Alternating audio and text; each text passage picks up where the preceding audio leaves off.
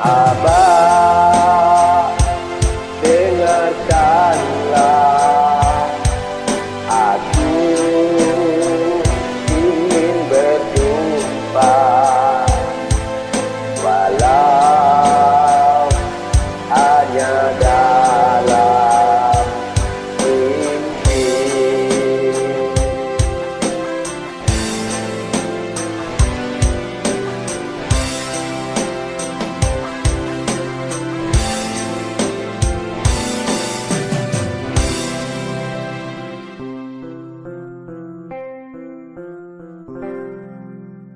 Di mana akan ku cari? Aku menangis seorang diri. Hatiku lalu ingin bertemu untukmu. Aku bernyanyi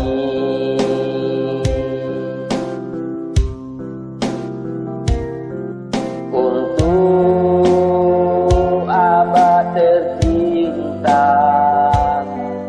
Aku ingin bernyanyi walau air mata di pipiku.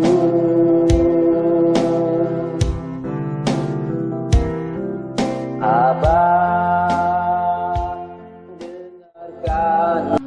Kalian tahu bahasanya dalam perguruan silat kita Pancasuci ini beda dengan orang lain. Kenapa bedanya?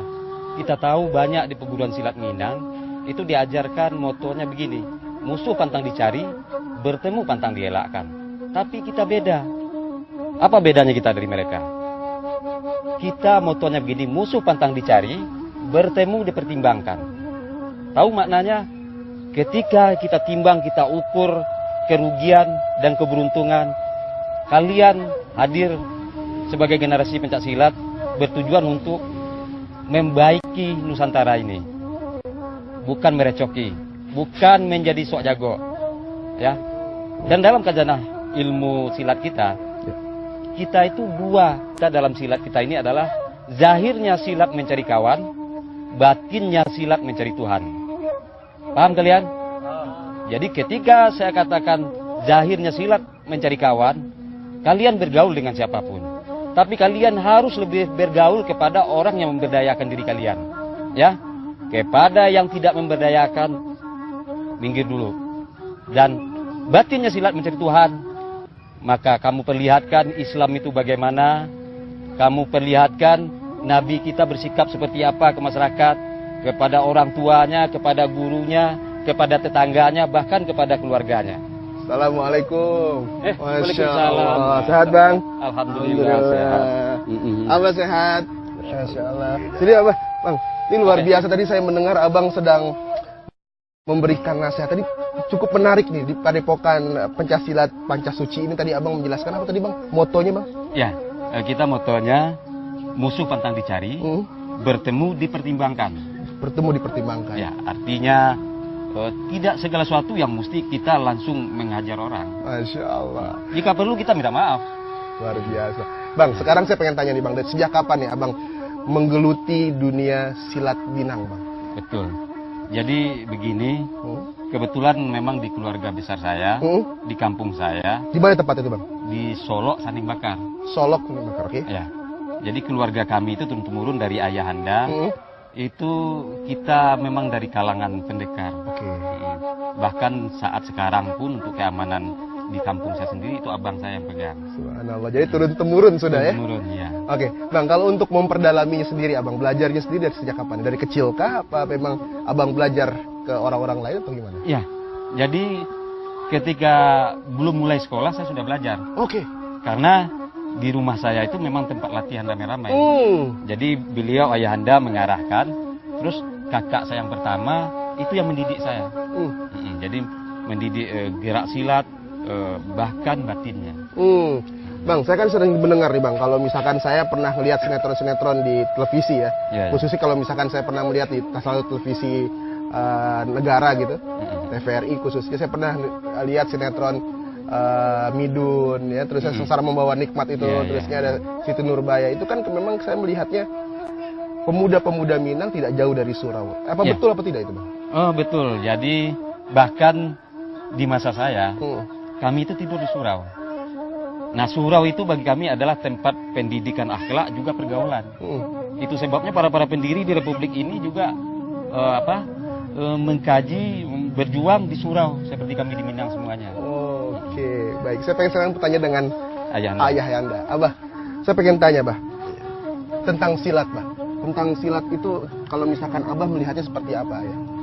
Silat itu adalah untuk gunanya, namanya akan bela diri. Bela diri. Ya. Tapi bela diri itu bukan untuk kesombongan atau kecongkakan atau untuk berantem segala macam. Sesuai dengan kata anak saya tadi, ya motonya itulah. Lawan tak dicari, bertemu dipertimbangkan. Baik. Kalau misalkan zaman Abah dulu, apakah pemuda-pemuda, khususnya pemuda-pemudi ya, wajib belajar silat atau memang diwajibkan atau cuma hanya sekedar anjuran saja dulu? Kalau semasa Bapak dulu itu memang diwajibkan. Diwajibkan? Ya. Apalagi kalau anak kami, kalau di Minang, kalau dia pergi ke rantau, harus belajar silat. Jadi kalau merantau memang harus belajar bekal itu ya? Bekal. Nah kalau misalkan biasanya, kalau misalkan anak-anak itu biasa latihan setiap hari atau ada hari-hari tertentu? Ada hari-hari tertentu, bukan. Bah, mau nanya Ayah, perbedaannya silat sekarang, perkembangannya dengan silat dulu apa sih? Sebetulnya dasarnya sama, tapi yang sekarang tuh banyak kelihatan yang keindahan. Keindahan. Kalau dulu? Kedulu tuh yang memang khusus untuk keindahan ada juga, tapi khusus untuk bela diri. Baik, luar biasa. Abang Ben, saya pengen nanya Abang Ben. Bang, semenjak Abang belajar, dari tahun saya pernah mendengar cerita, melihat catatan Abang dari tahun 93 Abang bergabung di Induk, organisasi pencaksilat IPSI khususnya. Apa sih yang Abang pengenkan dari silat Minang ini sendiri? Iya, sebenarnya tujuan saya mungkin bagi sebagian orang sekarang terlalu agung ya. Seperti moto yang memang saya bawa dari kampung ke rantau, ingin menjadikan silat Minang ini adalah ajang pergaulan, ajang pendidikan batin, dan ajang pendidikan kesopanan. Subhanallah. Jadi ketika saya mendidik mereka, saya mau dia menjadi orang terbaik di kalangan masyarakat. Ini menarik nih Bang. Tadi Abang bilang silat mendidik batin dan mendidik kesopanan. Artinya dalam silat ada pendidikan karakter. Iya. Kenapa kok ada itu? Jadi mungkin kita silat Minang yang kami di daerah itu banyak berhubungan dengan kasanah agama kita. Jadi bahkan segala gerak, cara berdiri itu pun juga disamakan. Seperti halnya ada berdiri alif. Coba boleh lihat Bang. Berdiri alif seperti apa Bang? Kalau berdiri alif begini. Terus berdiri ba begini. Ini ba. Kalau dal begini. Jadi semua diambil maknanya dari Islam. Bahkan ketika kita melangkah, kita baca mim ha mim dal. Jadi supaya ada Muhammad berjalan sama kita. Subhanallah. Nilai-nilainya terkandung di situ. Jadi ketika seorang siswa saya misal dia sombong di luaran, berarti fisiknya dia dapat, nilai sebenarnya tidak dapat. Bagaimana sebenarnya dia membawa perilaku Nabi kita? Karena dalam setiap gerak nadinya dia harus mengucapkan mim ha mim dal sebelum berangkat. Allah menyatukan diri dengan Muhammad. Tak pantas mereka kalau berlaku yang macam-macam, itu sudah sebenarnya mereka bukan murid saya. Allah Akbar.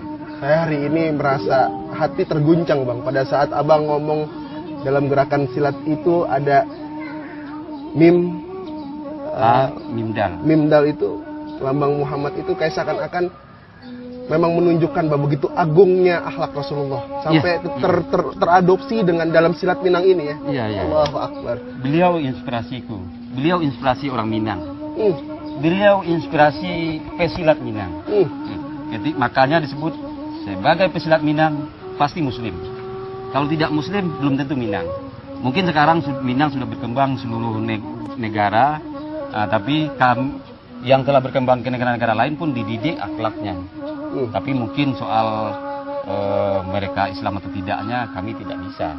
Tapi yang jelas akhlak. Apalagi Bang, pelajaran yang terkandung unsur ilahiyah dalam silat Minang selain tadi. Ya, banyak sekali. Apalagi Bang? Dalam silat Minang itu yang perlu diperhatikan adalah napas. Bagaimana kita hidup. Ketika sudah kita perhatikan napas, kita satukan napas kita dengan Zat yang Maha Kuasa, sehingga nanti kita bisa berkehendak sebagaimana Allah berkehendak. Tapi bukan buat sombong. Kita berkehendak ketika memang harus berkehendak. Yang disebut harus berkehendak itu adalah ketika kita sudah tidak ada jalan lain. Untuk bela diri ketika kita sudah tidak ada jalan lain, mau tidak mau kita sudah memaafkan dia, tapi terjadilah apa yang terjadi. Allahu Akbar. Hari ini saya benar-benar sangat luar biasa dan bersemangat kayak dengan mengorek banyak dari Bang Benny Budaya tentang silat Minang ini. Pemirsa, hari ini masih penasaran ya dengan silat Minang asli Nusantara ini? Masih banyak pelajaran-pelajaran filosofi, kearifan lokal, kearifan dalam kehidupan. Kita akan kupas setelah pesan-pesan berikut ini. Aku ingin berjumpa, walau hanya dalam mimpi. Lihatlah hari berganti,